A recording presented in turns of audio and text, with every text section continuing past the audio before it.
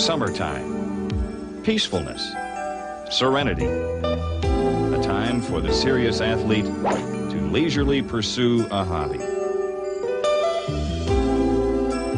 But much on the mind of Michael Jordan is the season that lies ahead.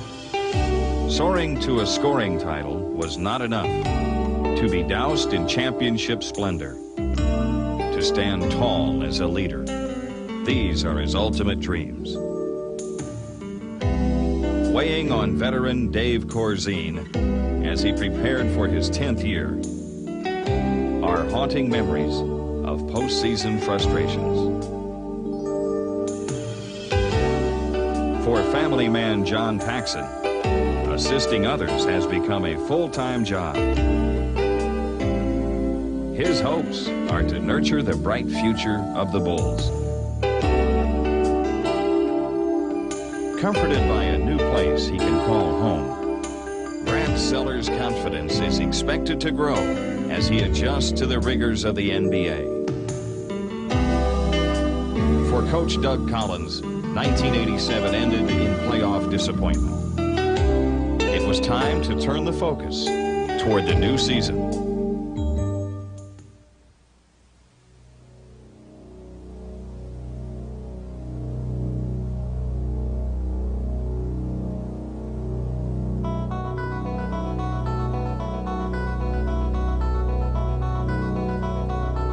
We won 40 games last year. We were picked to win 25 to 30. Our guys played hard every night. That's my job as a coach, is to get them to play hard every night and prepare them and put them in a position to win.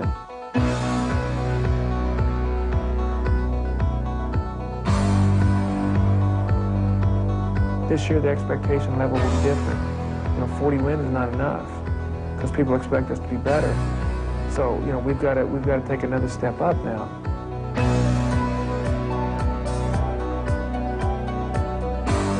For us to get there, we got a lot of work to do. But we had a great draft. We got some good young kids. We have a chance to be exciting. The city of Chicago is alive for basketball. The All-Star game is there this year. So everything points to it being an exciting season. Coming into the 1987-88 season, no team in the NBA was more compelling than the Chicago Bulls. They had a winning foundation and possessed the two most electrifying words in all of sports: Michael Jordan.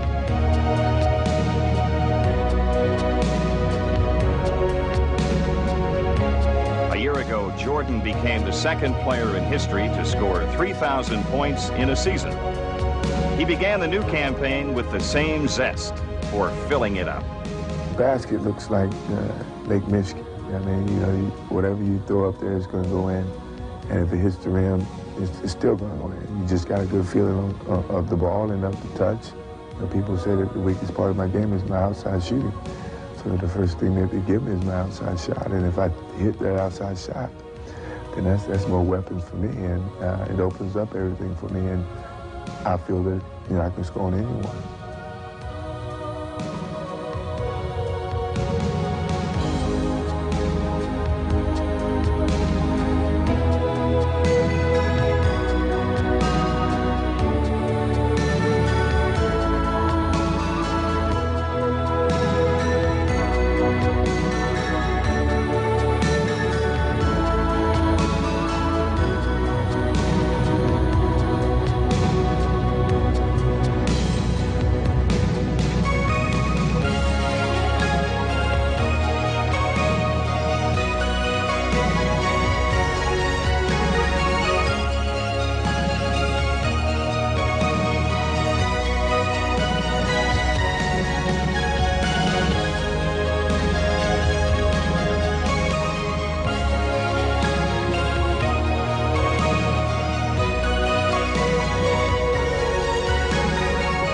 Jordan carrying the scoring load, the Bulls improved last year's record from 30 to 40 wins.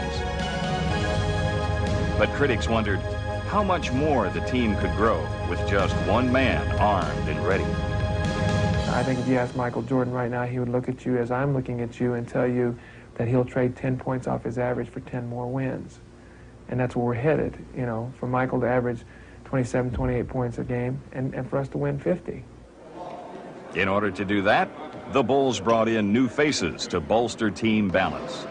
They included first-round picks Horace Grant and Scottie Pippen, young thoroughbreds who were touted to make an immediate impact in the NBA. All right, let's go. Red ball, white on defense. You stop them, you keep it, we stay in the fight.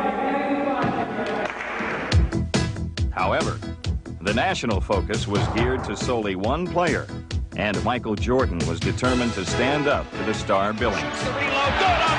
He poured in 36 points in the season opener and helped seal a close win against division rival Atlanta.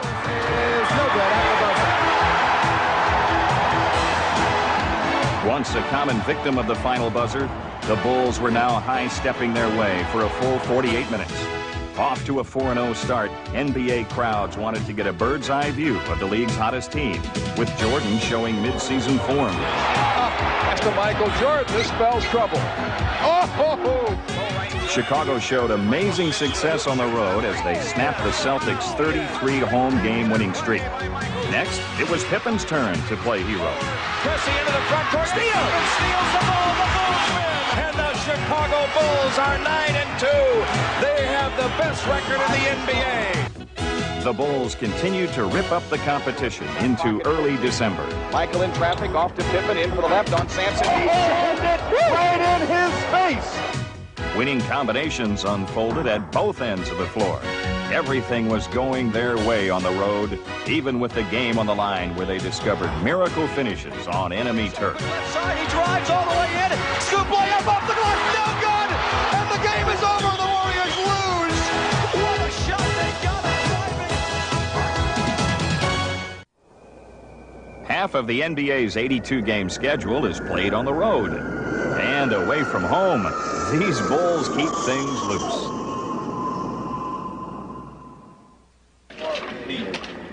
This is the winner. I'm gonna get rich. I'm getting 30 million. I had one. These are my pigeons. This is fun. We just lost the Boston Celtics, but guess what? I'm winning! Yeah! Two fellas with us now. Teach them how to play tough. A WBBM camera crew discovered the really hard part of a player's job is making difficult flight connections at odd hours. All that's been taken care of. Somebody please let me in the game. This is going to be another talk hand. Watch.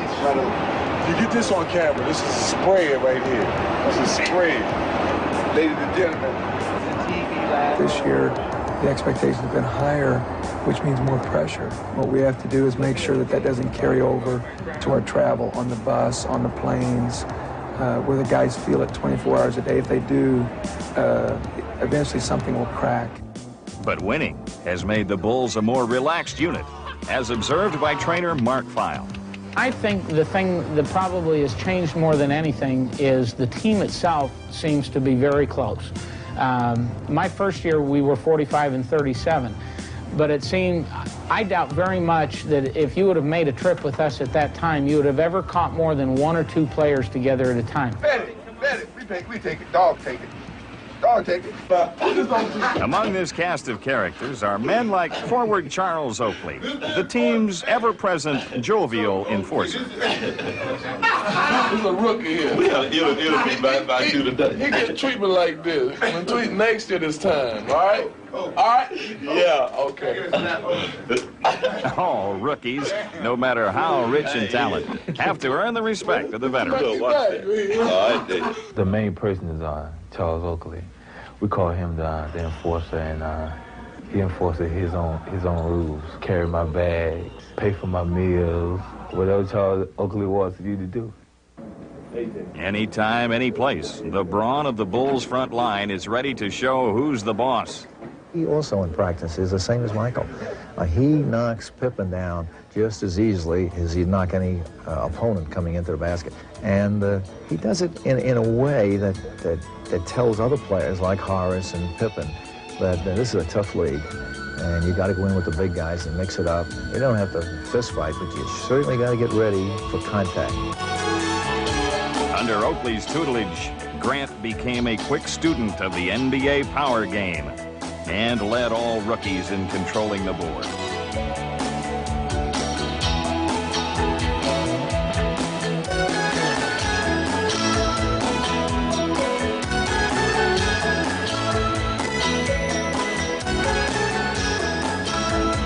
The rookie from Clemson also supported his reputation as a fine scorer, exuding confidence every time he fired a shot.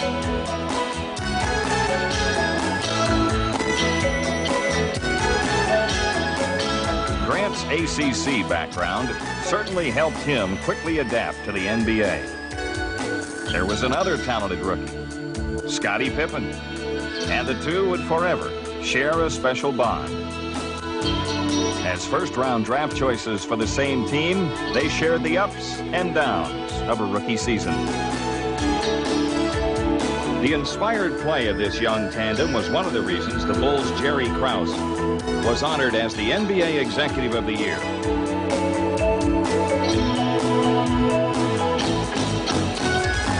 Early on, it was Pippen who captivated fans with smooth offensive moves and his remarkable ascension to the pro ranks.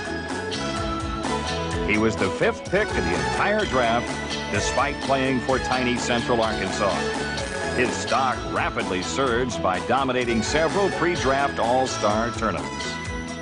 You know, I really had nothing to lose. You know, no one knew about me, and I was sort of a long shot, so whatever I did was a plus in my corner.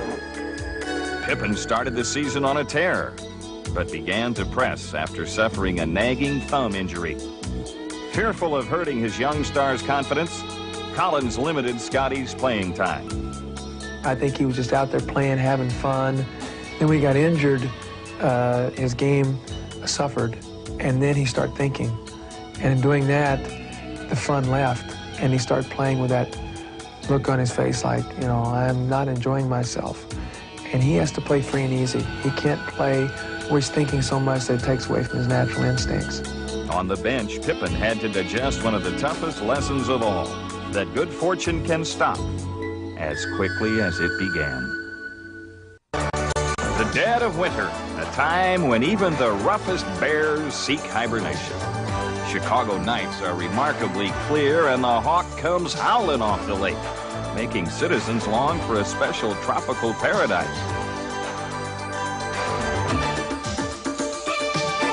But during the first weekend in February, Chicagoans did have a paradise of sorts. The NBA convened for the 38th annual All-Star Game and made Chicago the center of the basketball world. The greatest stars from around the league assembled en masse, some returning to their hometown, while others looked to make new friends. Fans met up with their favorite heroes as well as first-time recipients, all recognized as the very best in the business, perhaps of all time. I am definitely honored to be here. I didn't expect to even be in the league at this late date. First thing I did is when I found out that I was coaching, I called Pat up and asked him if he'd like to pass on any advice and tried to pick up a few tips from him. All-Star Weekend meant much more than a showdown on Sunday. Terrific fan support made it an immediate sellout 18 months before the athletes came to town. Moreover, this was a playground sport to be played in a city filled with playground heroes.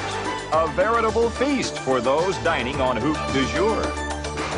Saturday, we're going to start off with the All-Star, the old-timers, and we're going to move on into the three-point, then we're going to groove you with some slam dunk. And I'm talking about high in the head dunk. Take it up here. It's going to be good. So, look, get the nachos, the hot dog, the hamburger, everything, and sit back. Don't move.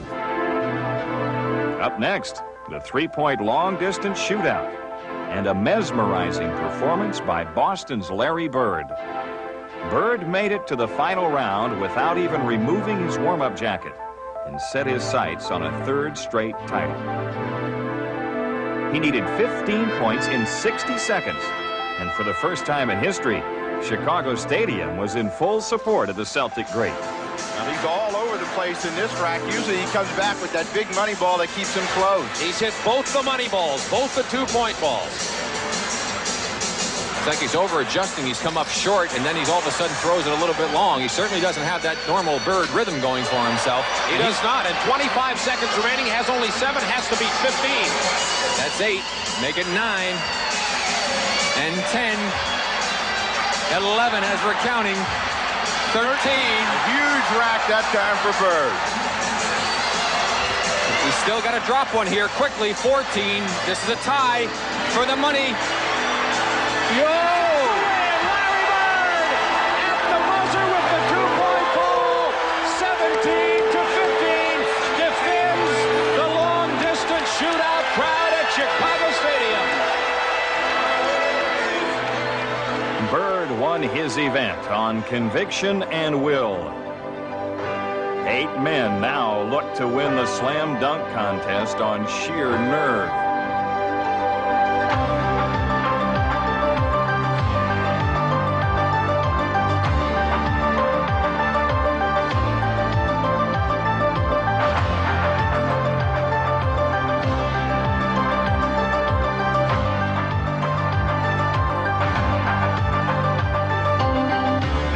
Began with 8 participants, but there was little doubt where the competition would ultimately go. Dominique Wilkins and Michael Jordan ruled the roost as the NBA's greatest daredevils, and each looked forward to notching his 2nd title as slam dunk champion.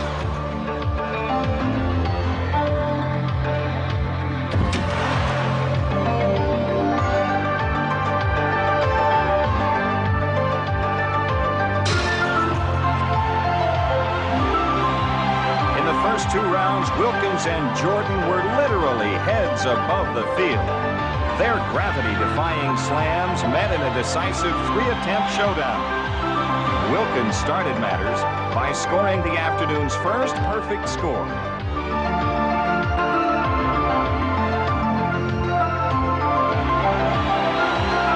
Wilkins' perfect 50 put the pressure squarely on Jordan's shoulders. But to no one's surprise, Michael rose to the occasion. Both were dead even after 1 attempt, and Wilkins again unleashed his thunder. Was another perfect 50 a knockout punch? Not when up against Chicago's resident showman.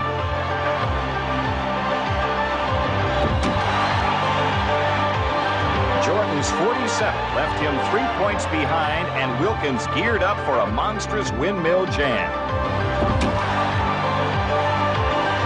Wilkins' 3rd slam dunk was judged less than perfect and left enough room for Jordan to win on his final attempt. He cleared the runway for a coast-to-coast slam and made sure to kick in the afterburners.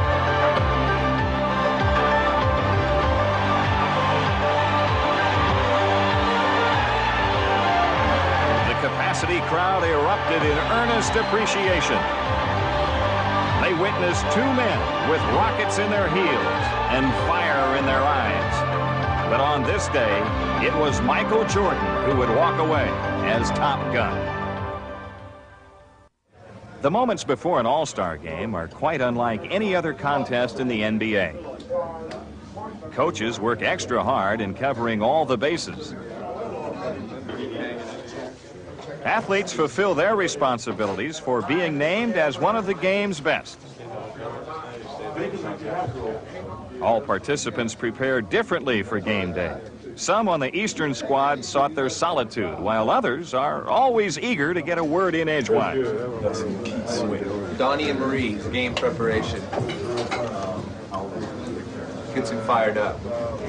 Game preparation was also in full swing in the West locker room. The process was old hat for this 9-time All-Star, but for new faces, like Xavier McDaniel, the butterflies were fluttering. This day was the fruition of years of hard work. Pat Riley was making sure that his stars were prepared. From Chicago Stadium with a capacity crowd. Once on the court, the aura of the mid-season classic takes hold, and motivated players try to live up to their lofty acknowledgement. Recognized as one of sports' greatest events, the NBA All-Star Game undoubtedly showcases the greatest athletes in the world. Yet outshining the rest of this field of superstars was Chicago's Michael Jordan.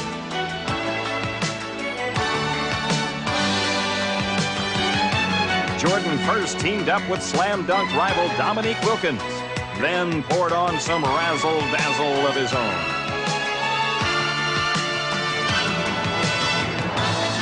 Named to his 4th All-Star game in as many seasons, Jordan left little doubt why he was the NBA All-Star's top vote-getter. The best of the West couldn't slow down an unstoppable Jordan extravaganza.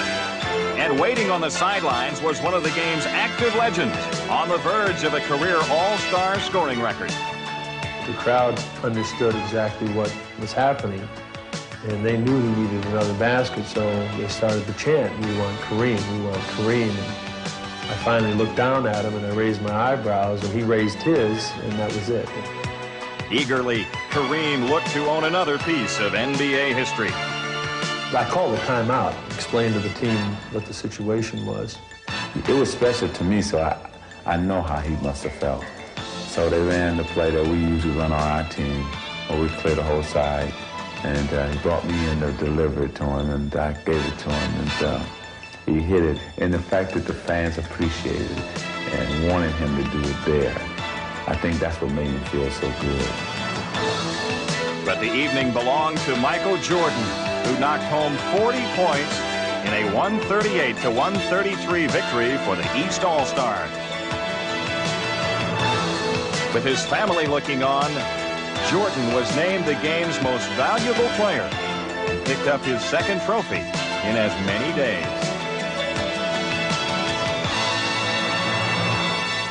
Half of the season revved up. So did the Gremlins within the Bulls' scoring game. They were held to under 90 points in 3 of the next 4 games, and Doug Collins couldn't wait to put them through their paces in practice. The order of the day was getting back to basics.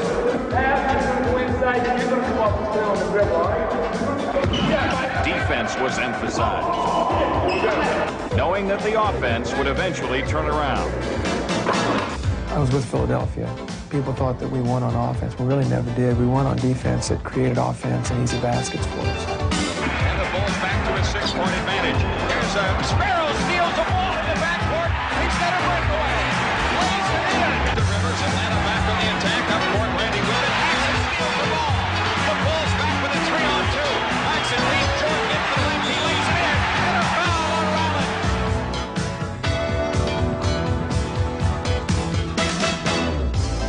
Strategically, the Bulls collapsed around the basket, double-teamed the ball, and took advantage of the opposition's carelessness. It was a straightforward approach to defense, which was anchored by Charles Oakley. Oakley helped Chicago become the league's best defensive rebounding team and also mastered the outlet pass. Charles has a great arm. He's got good vision of Michael. And when he gets the ball, he explodes to it.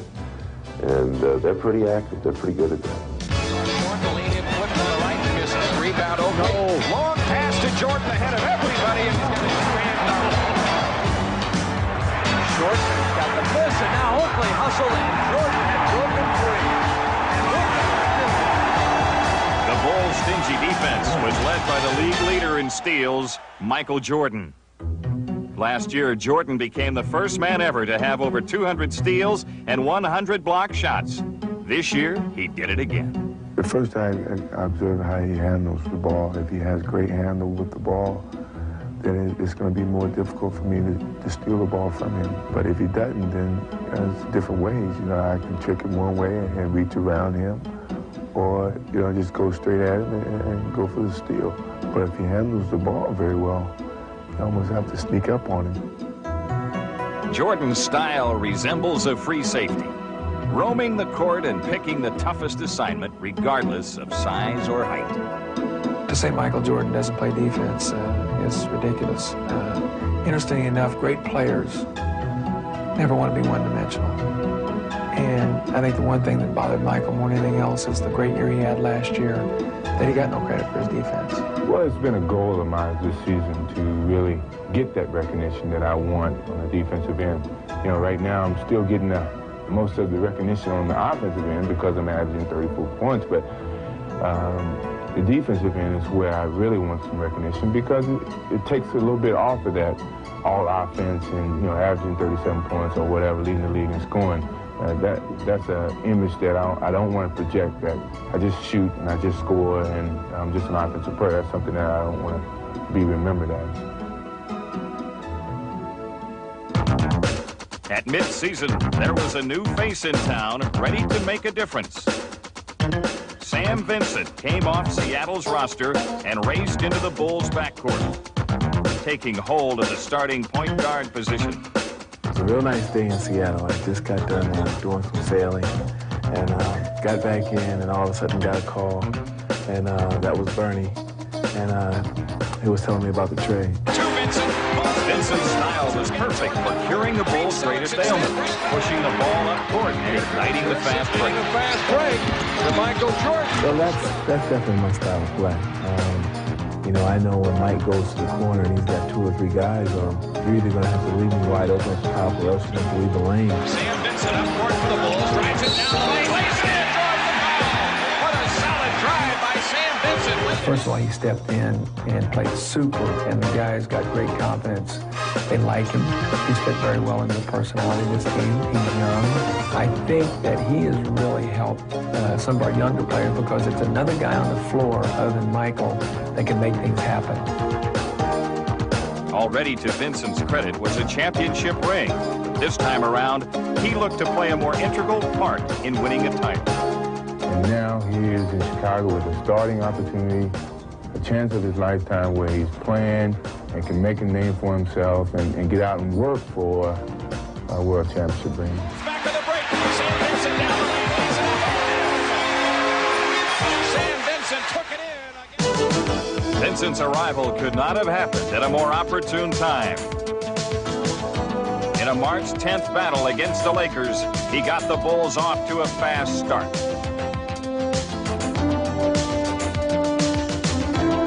This new dimension was a script change that Showtime had not expected.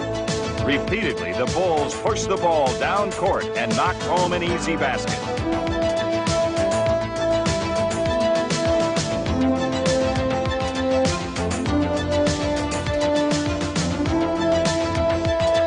It was a special moment for another Bulls sellout crowd.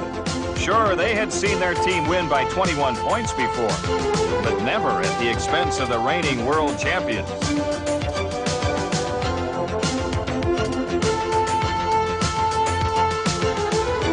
Chicago's victory was so convincing that one wondered if these rejuvenated Bulls were the real thing or merely imposters.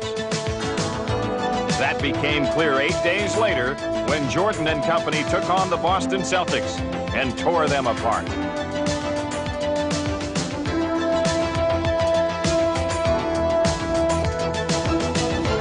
It was one of those games where Jordan was in his famed shooting zone, where everything he threw up was destined to go in. 2 years earlier, he had embarrassed the Celtics with a single-game scoring record in the playoffs. But this time, Chicago would be on the winning side of the ledger.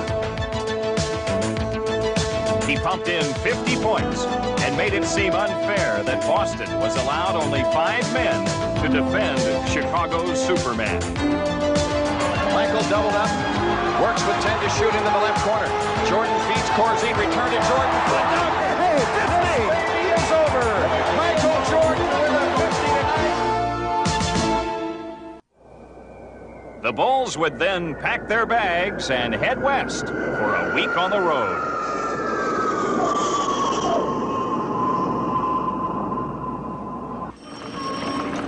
Okay, you got 4 there, you got 7, 9 down there, 11, 12, 13, 14, 15. Go. Another day, another city. The players' main responsibility when traveling aboard the airlines is to hand carry their uniforms in case of lost luggage. Charles. They travel to L.A., with the intent of reclaiming their early season touch in opposing arenas. After big victories against LA and Boston, the coaching staff felt a solid road trip would pump the team for the stretch drive. So he doesn't get naked on backdoor situation. This is a game that we're going to have to go out and have high energy. We have a high energy level. We win tonight, we got tomorrow off, so you can spend all night in Los Angeles doing whatever you want to do tonight. I don't care. Otherwise, we got practice tomorrow afternoon. In Los Angeles, a city built by flash and tinsel, Clipper fans came out expressly to catch the Bulls. Their support was so overwhelming, it made one think this game was played in Chicago Stadium. There's a little pressure, mainly because, you know, the people are there to see you score 50 and see their team win. Fans chowed down to some of Jordan's own home cooking. He padded his league-leading scoring average and pushed the Bulls 12 games over the 500 mark. There's something about the human touch. I think it's important to talk to people as adults, to talk to them the way you'd like to be talked to, but also to reach out and touch a guy. And I think men need that little touch, and they'll give everything they have when they know that you appreciate it. Just uniforms, keep the warm-up. Getting an infrequent day off, especially on the road, Michael Jordan didn't hesitate to practice at his hobby. Doug gave us the day off, and I checked the weather report, and it was supposed to be 65 here in Portland, so this worked out perfectly for me. As on the basketball floor, Jordan shows pure form with each stroke.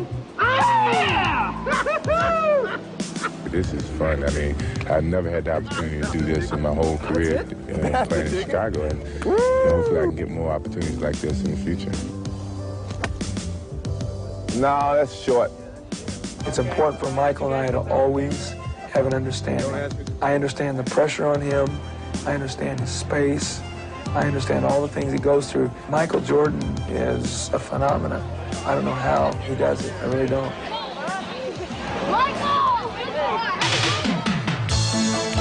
Against Portland, the Bulls geared up for an old-fashioned shootout.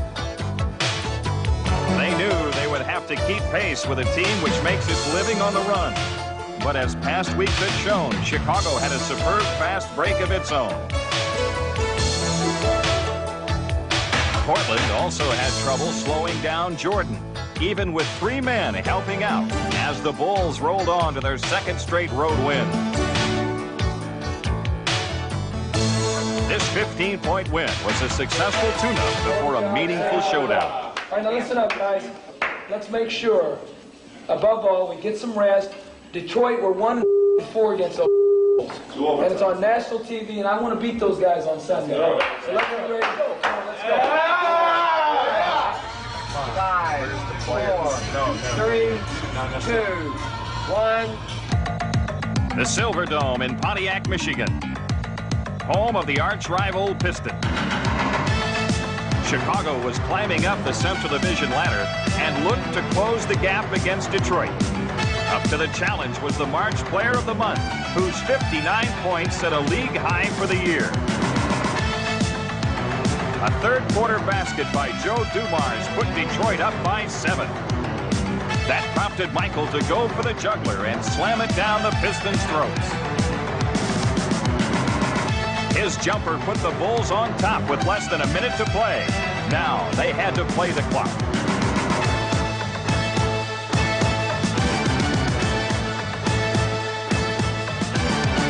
Isaiah Thomas found an opening, but Jordan evaporated his opportunity. A foul shot put Chicago up by 2 and left Detroit a chance to go for a tie or win it all.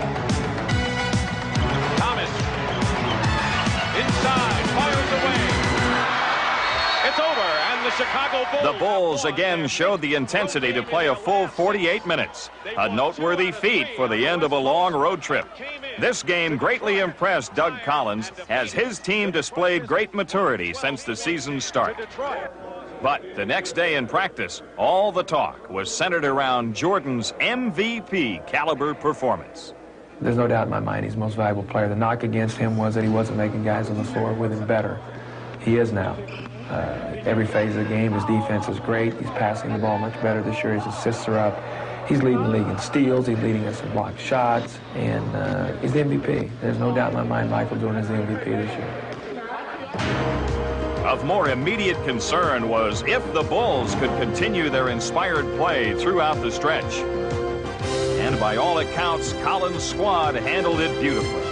Chicago finished with the third fewest turnovers in the league, while making teams like the Bucks pay for their sloppiness.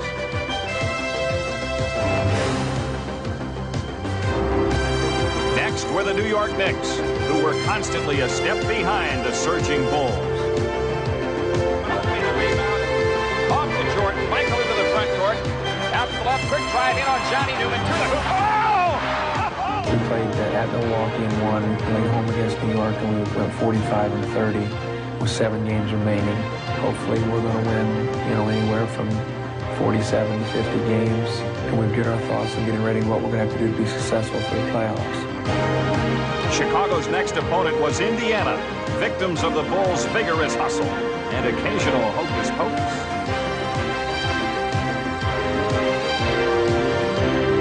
By now, the mystery was out of who would receive the league's top awards. A pair of MJs were odds-on favorites for Rookie of the Year and MVP honors, but only one of them could soar to the heavens.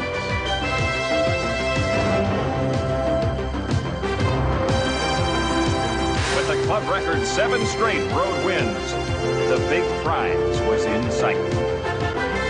Yeah, now we're trying to get 50 wins because it's within reach and we're playing such good basketball. On the season's next to last game, Charles Oakley hauled in 35 rebounds, the most by any player during the 1980s. Needless to say, the fast break worked rather well that evening. 49 wins in hand and just one more game to go. Nothing could have pumped Chicago's adrenaline more than capping the schedule against the Celtics. Chicago coasted to a 115-108 victory. They were now at the crossroads of the season. Behind them were 50 wins, the most by any Bulls team since 1974. Ahead, the playoffs.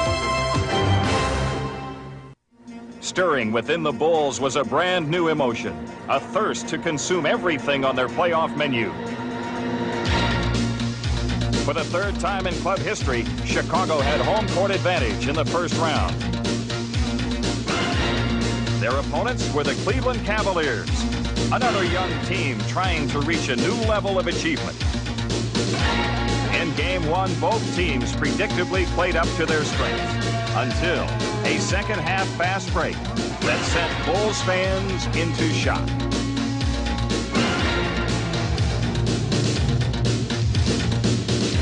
An improper landing sent Jordan hurtling to the floor in pain. Nearly 19,000 fans stood in stony silence to see if Chicago's floor general could pull through. But Michael was not about to let a trivial matter like injury stand in his way. Moments later, he re-entered the game and single-handedly put the Cavs away. The Bulls won the important opening game as Jordan earned a 2 thumbs-up review.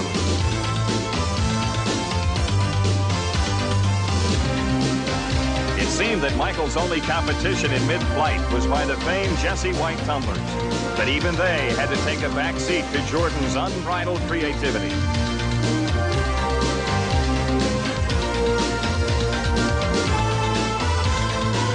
Coming off a 50-point performance, Jordan sought new shooting angles in Game 2. Again, he mystified the Cavaliers, who still managed to control the scoreboard. Cleveland sensed victory if they could double and triple-team Jordan. But Michael would defy these imposing odds. He pumped in an incredible 55 points and put Chicago on top late in the fourth quarter. Cleveland managed to hang tough as Mark Price buried a series of outside jumpers. With less than a minute remaining, the Bulls called timeout to set up Jordan, who nailed down a 106-101 victory. Michael also became the first player ever to post back-to-back 50-point games in the playoffs. The Cavs were a game away from elimination. As for the Bulls, more rave reviews as their coaches looked ahead to Game 3.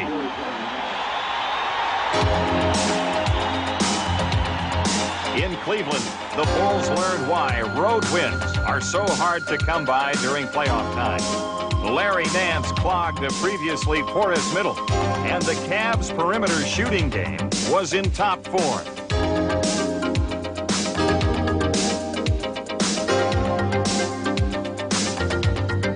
Brad Sellers chipped in 22 points, only to be matched by his opposite number.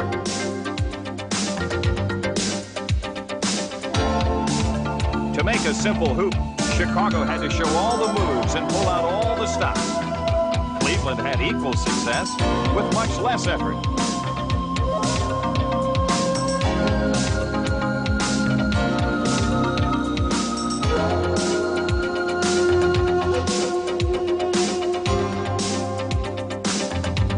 Hopes for a late rally were effectively squelched by red-hot Mark Price, who sizzled for 31 points to close the Bulls series lead to 2-1. In Game 4, both teams also got strong outings from relatively quiet playoff contributors. Scottie Pippen for the Bulls. Ron Harper for the Cavs. Yet those forces which plagued Chicago in Game 3 were at it again. Larry Nance blocked 5 shots, and Mark Price was automatic from the outside.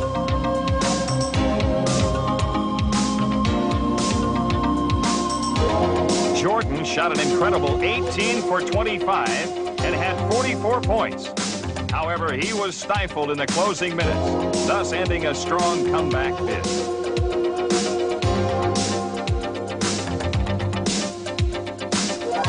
Cleveland shut the door on the last of Ron Harper's 30 points, who then blocked Chicago's final attempt to get back in the game.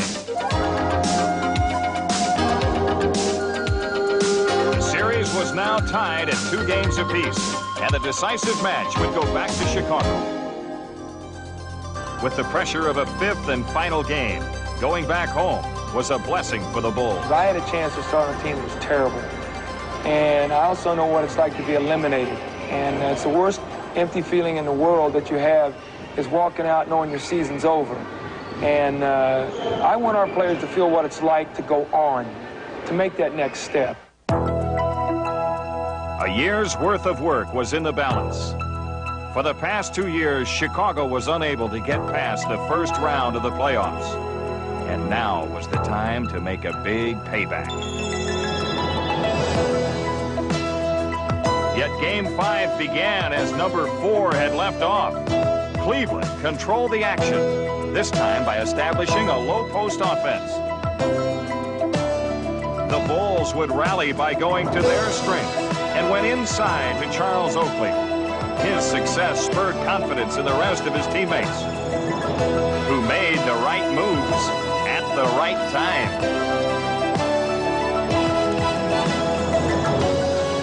Pippen's 3 third-quarter steals tied a club record, while his 24 points boldly proclaimed that nothing would stand in the Bulls' way.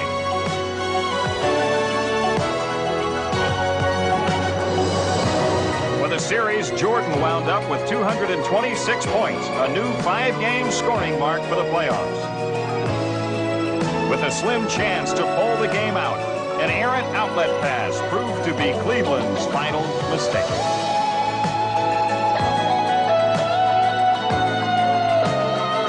The Cavs had played a gutty series, but the spoils of victory belonged to the Bulls, who won their first playoff series in 7 years. The Bulls achieved all of their season-long goals, and now they have a new one in sight, to join the NBA elite and reach a higher ground.